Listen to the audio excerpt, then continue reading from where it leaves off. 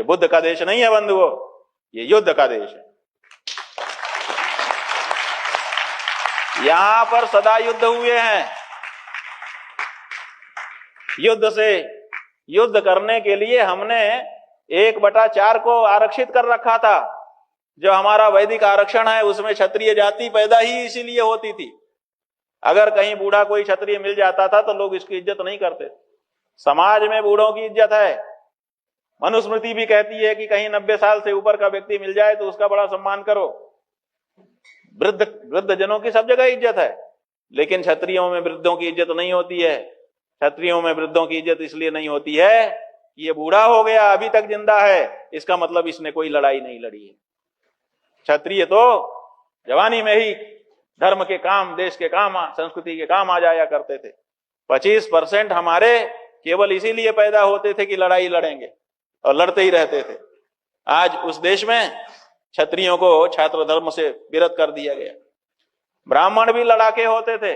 आप क्या समझते हो, ब्राह्मण क्या सैनिक नहीं है? ब्राह्मण लड़ाका होता था। क्यों?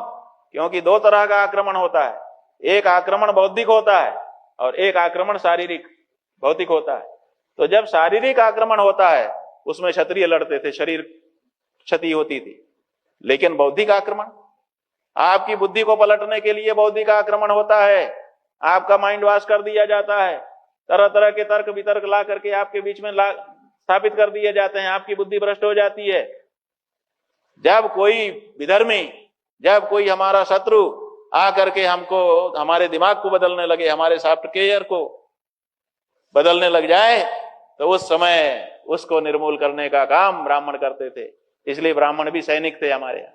इसलिए उनको पूरा जीवन, जैसे क्षत्रिय पूरा जीवन शस्त्राभ्यास में बिताते थे, उसी तरह से ब्राह्मण भी पूरा जीवन शास्त्राभ्यास में बिताते थे कि जहां जरूरत पड़ेगी, जैसे ही कोई तर्क वितर्क करने के लिए आएगा, समाज वाले कहते थे पंडित जी देखिए इनको बात करिए, और पंडित जी आगे बढ़ करके ऐसी ऐसी बात करते थे कि उसकी सब बातें ध्वस्त हो जाती थी और मुंह नीचा करके वो चला जाता।